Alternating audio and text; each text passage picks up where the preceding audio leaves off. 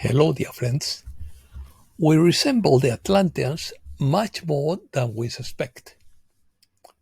Opinion piece: Atlantean abuse, moral decline, Orion's legacy, the price of excesses, importance of awareness, technology and spirituality. Let's start. You cannot understand well the current world if you don't know the past of Atlantis to make the right decisions in the future. The origin of life on Earth is much older than generally believed. It is easier to control the crowd if people know very little about their past.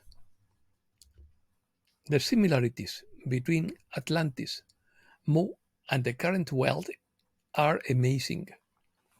It is important to realize that Atlantis, like Lemurian civilization, was not confined to a continent in the Atlantic Ocean, but was an era rather than a place. Atlantis was part of the population that ended up prioritizing technology over spirituality and nature, while Mu did the opposite according to Peter B. Mayer. Nowadays, we have to make the same decisions that they made, but hopefully this time we will have a better chance of maintaining and developing the positive energies that many of us have worked hard for. This time we have some advantages, but they didn't have them, such as the intense bombardment of gamma rays from the Sun and the galactic center. The flood took place about 13,500 years ago, and we are now completing a cosmic year in the zodiac. Although the energies were already strong in the time of the Atlanteans, they are much stronger now. But that won't stop those who want to destroy us if we allow them to do it again. So it's up to us. In the history of the Earth, there have been many disasters and many different human races have been altered and abandoned, some of them not receiving the support of their creator gods, when went underground to inaccessible areas such as jungles and mountains, where many of them continue to live today, and some of them look different from ours. Excesses. Atlantis was a very advanced and prosperous civilization that was destroyed by its own excesses. The Atlantis social experiment went very wrong, and Atlantean symbolism is omnipresent in society. We may think that weapons of mass destruction are something new, but they are remnants of old wars. History repeats itself in many ways to resolve our karma, but it is up to stop us.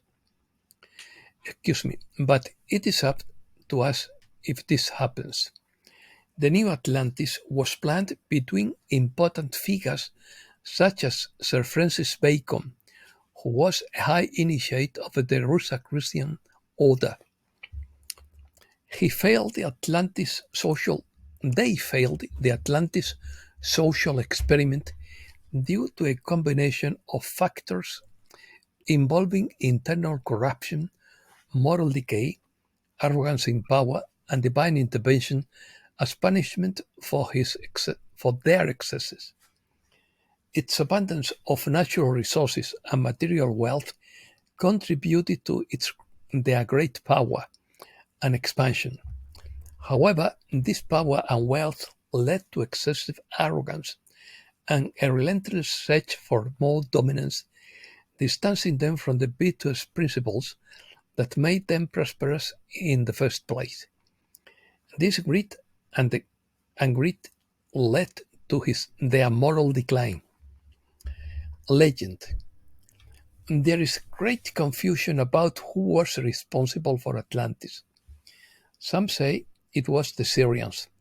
The Pleiadians say current Kama comes from Atlantis, and others say Orion ruled Atlantis. So, who is right?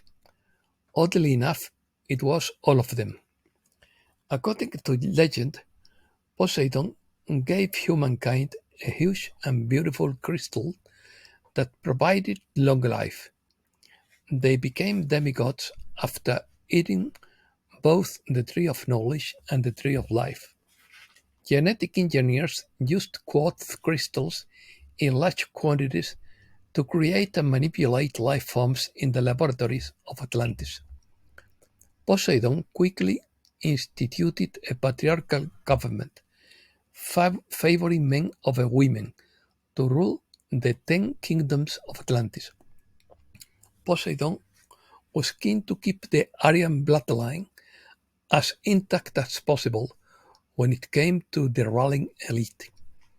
Only the descendants of his 10 half-breed children could rule Atlantis.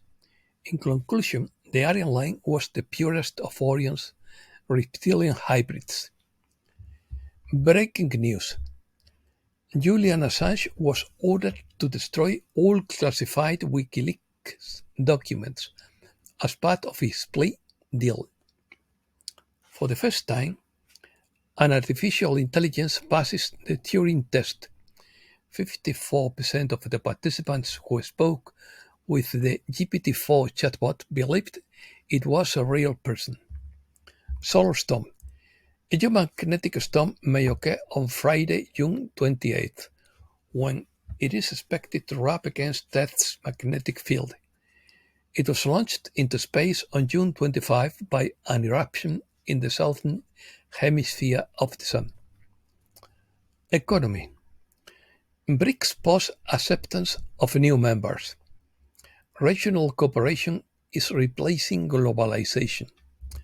Central banks buy gold instead of investing in Western public debt. HSBC predicts how long the dollar will remain a global currency. David Lean says a repeat of the 2008 financial crisis as a wave of foreclosures approaches. Europe. The euro falls to April levels against the dollar and has already lost 3% for the year. Norway is storing 30,000 tons of grain to prepare for the unthinkable. Germany plans a new law that would expel immigrants who support violent acts on the internet. EU leaders try to avoid the reluctance of Meloni and Orbán to agree on the community leadership. NATO elects Dutchman Mark Rutte as its next Secretary General. Africa. The government of Kenya withdraws the tax increase that unleashed the wave of protests. Kenya's president refuses to sign the draft budget that sparked complaints. The Houthis claim responsibility for the attack with a hypersonic missile against an Israeli ship. Word is spreading that the invasion of Lebanon would be imminent. Spain. Lleida is crowned the most profitable capital in the country to invest in housing. The excommunicated nuns of Belorado expelled the bishop and the priest from the monastery. Americas. Coup d'etat in Bolivia. An attempted coup in Bolivia could be happening right now.